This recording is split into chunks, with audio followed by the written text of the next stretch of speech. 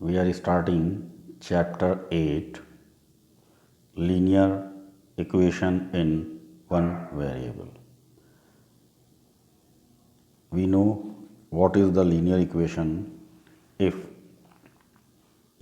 an equation in which there is only one variable and the highest power of the variable is known as a linear equation in one variable. Means if we have the power 1, here an example 8x minus 4 equal to 12. अब हम लोग यहाँ देख रहे हैं कि x के ऊपर पावर 1 है, इसलिए इसको वन वेरिएबल के नाम से जाना जाता है। जब हमारे पास दो वेरिएबल होती हैं, टू का मतलब होता है जैसे x हो, y हो, z हो, तो x और y अगर दे रखा है तो इसे हम टू वेरिएबल कहते हैं। इसी तरीके से अगर पावर बढ़ जाती है, एक्स स्क्वायर में दे रखा है तो उसे हम क्वाड्रेटिक इक्वेशन के रूप में जानते हैं। तो इस तरीके से next example 4x minus 3 equal to 2x plus 8। अब यहाँ पर भी दोनों तरफ LHS और RHS में आप देख रहे हैं कि पावर यहाँ पर भी 1 है, यहाँ पर भी 1। सो it is called, this type of the equation is called one variable. Is it okay to everyone? Now solving a linear equation in one variable. अब कैसे हम लोग सॉल्व करेंगे लीनियर इक्वेशन जब हमारे पास दिया हो वन वेरिएबल में, तो हम लोग इसको कैसे सॉल्व करते हैं। सॉल्व करने का मेथड इस यहाँ दे रखा है। The method is to solve a linear equation in one variable, we can substitute different value for the variable, but the value of LHS, RHS expression will be equal only for the certain value of the variable. मतलब कहने का एक तरीका इन्होंने ये बताया है कि हम क्या करें कि दो जो हमारे पास LHS और RHS में जो इक्वेशंस दे रखी हैं उसमें हम एक एक करके पहले वैल्यू को सेटिस्फाई करें। जैसे x इक्वल टू 1 ले लें, 2 ले लें, 3 ले लें। इस तरीके से जब हम वैल्यू एक एक करके लेते जाते हैं तो ये क्या हो जाएगा, हमें सल्यूशन मिल जाएगा। ठीक है, तो ये एक तरीका इन्होंने बताया। अब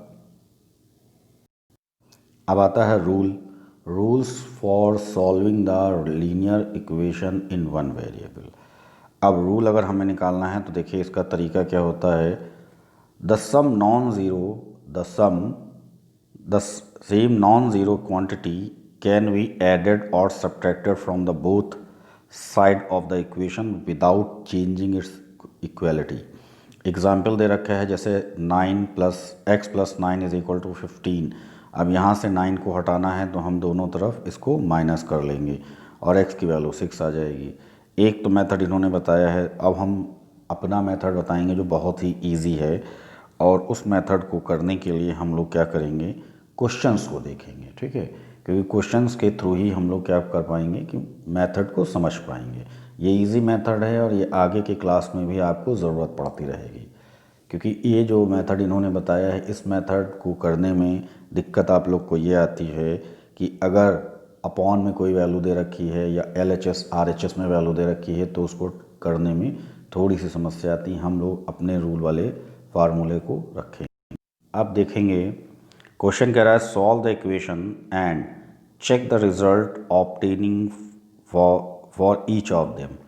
अब क्वेश्चन हमें दे रखा है सबसे पहले 3x प्लस 4 इक्वल टू 11। हम लोगों ने क्या किया है, पहले first we have to do, we have write the equation which is given in the question 3x plus 4 equal to 11। अब हम लोग क्या करेंगे, अपना रूल लगाएंगे। व्हाट वी हैव टू, जो 4 है इसको इस साइड ट्रांसफ़र कर देंगे। ये प्लस में है तो ऑब्वियसली जब भी इक्वल टू के एक तरफ से दूसरी तरफ कोई भी वैल्यू जाती है तो उसके साइन बदल जाते हैं। मतलब कि ये प्लस में है तो इधर जाने पर ये माइनस में हो जाएगा, और दोनों को सब्ट्रैक्ट करेंगे 7 आएगा। अब 3 को अपॉन में ले जाएंगे तो ये आंसर आ जाएगा हमारे पास 7/3। 3। अब चेक करने के लिए भी हमसे कह रहा है, तो चेकिंग का मेथड क्या होगा, हम लोग जानते हैं कि LHS में कौन सी वैल्यू दे रखी है, LHS में वैल्यू दे रखी है 3x + 4, ये हमारी LHS में वैल्यू दे रखी है। अब जो ये वैल्यू हमने निकाली, putting the obtain value of x in LHS, यानी कि इसमें हम इस x की वैल्यू जो 7/3 निकाल पाए हैं वो हम रख देंगे, सिंप्लीफाई करेंगे। We have to simplify the equation and we get 11 means RHS, we get RHS, so we have to write here that hence the solution we have obtained is correct. It means the value of x is correct. अगर LHS और RHS की value same आ जाती हैं तब हम लोग कहते हैं कि जो हमारे पास इक्वेशन है, जो सॉल्यूशन है वो सही है। अब इसके बाद नेक्स्ट आता है हमारे पास 8v/2 + v = 18। अब सबसे पहले हम लोग क्वेश्चन को यहाँ लिख लेंगे और लिखने के बाद हमने क्या किया है, इस पूरे का LCM ले लिया है तो 2 से इसको मल्टीप्लाई कर देंगे। नाउ एट लास्ट ये जो 2 है अपॉन में इधर ये क्रॉस मल्टीप्लाई में चला जाता है, तो इसे हम लिखते हैं 18 × 2, यानी 8 + 8v + 2v = 18 + 18 × 2। ओके, अब इन दोनों को ऐड कर लेंगे और जो आंसर आएगा उसको अपॉन में ले जाएंगे। कैसे, अब हमने दोनों यानी ऐड किया 10v आया और जब इसको डिवाइड करेंगे तो 18/5 आएगा। अब हम लोग चेक करेंगे, how to check, we have LHS, this is the value for LHS and putting the value of 18/5 in the equation, then we have to get 18। हमें 18 मिल गया है। ये पूरा सिंप्लीफिकेशन इस पर किया जाएगा और सिंप्लीफिकेशन करने के बाद जो आंसर आएगा वो हमारा क्या हो जाएगा, the answer is 18, it is RHS, hence the solution we have obtain is correct. Okay, इसके बाद solve the equation and check the result obtain for each of them. अब हमें दोनों तरफ जब लीनियर इक्वेशन दे रखी हो तो इसको सॉल्व कैसे करते हैं। सबसे पहले तो x को एक तरफ और नंबर्स को एक तरफ ट्रांसफ़र कर लेते हैं विद साइन, ये वैल्यू आ जाएगी, x की वैल्यू हमारे पास निकल आएगी। मेन मकसद इसको हमें चेक करने, how to check the numbers देखते हैं।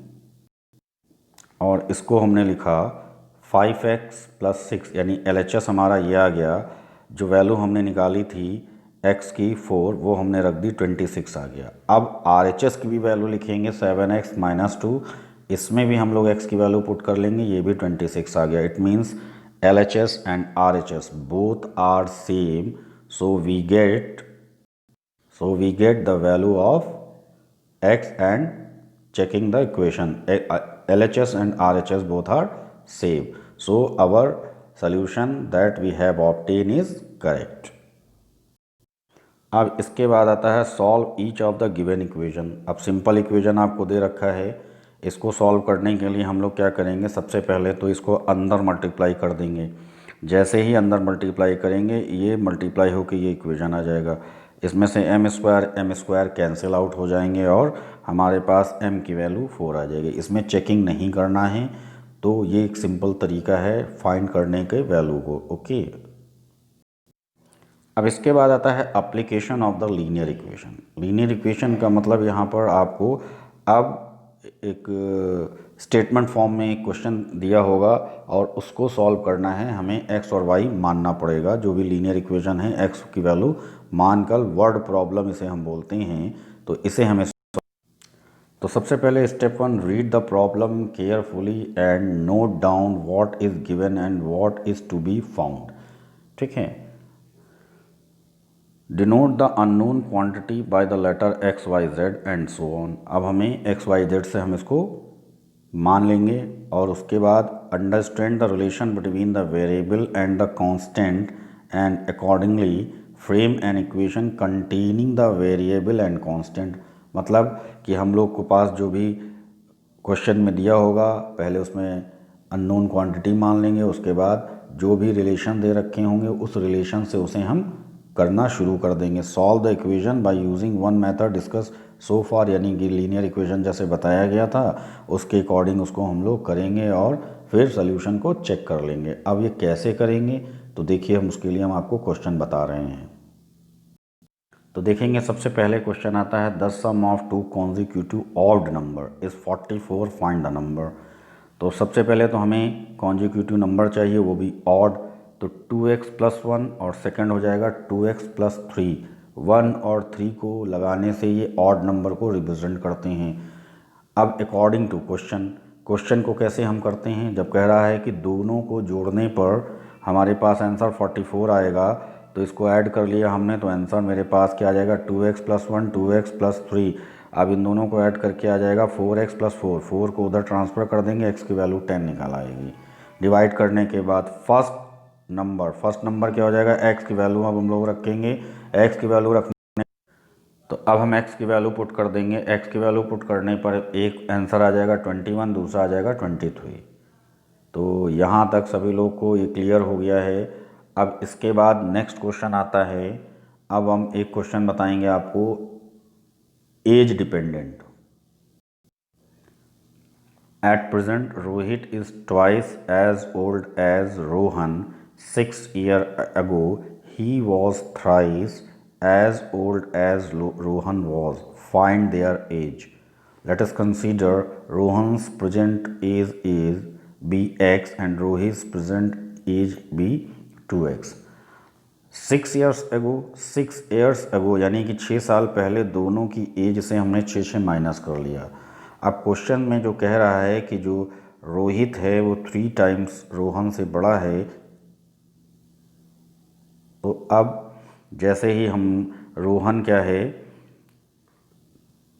रोहित से कह रहा है कि he was thrice as old as Rohan, तो अब इसकी हमने 3 टाइम्स कर लिया। इसका आंसर निकालेंगे, x की वैल्यू आ जाएगी।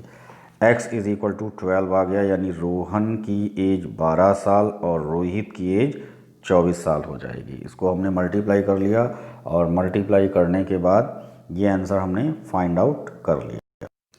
अब जो क्वेश्चन आ रहा है ये भी बहुत इजी सा है, इसमें एक्स वाई कुछ नहीं मानना है, सिंपल क्वेश्चन दे रखा है, हमें सिंपल मेथड से निकाल देना है।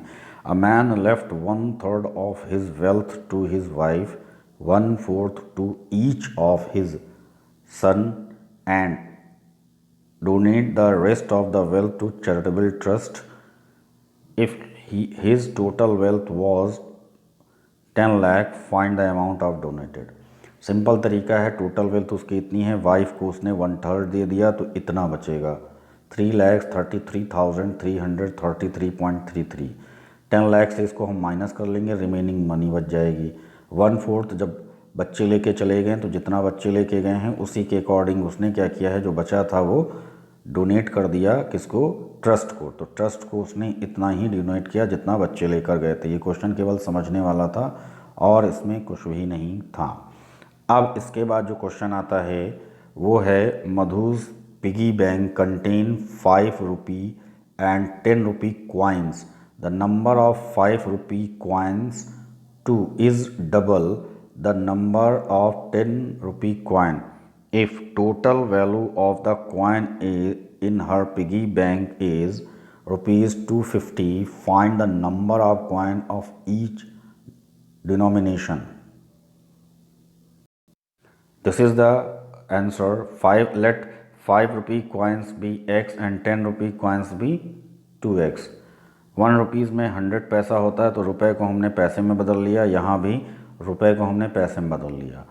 अब x 500 में आ जाएगा और 2x 1000 दे रखा है, तो 2 × 1000, और जो 250 रुपये दे रखे थे 250, उसको भी हमने पैसे में बदल लिए और इनको ऐड करने के बाद we have to find the value of x. This is comes 10. Then we have find the denomination. 5 rupees coins is 10. x = 10 निकला है, तो 10, अब 10 को 2 से मल्टीप्लाई करेंगे 20, यानी 5 रुपये के सिक्के 10 थे और 10 रुपये के सिक्के 20 थे, तो ये हमारे डिनोमिनेशन निकल के आ गए। This is the final answer. बाकी क्वेश्चन इसी के मेथड पर डिपेंड है, ये आप लोग आगे करते रहिएगा। ओके।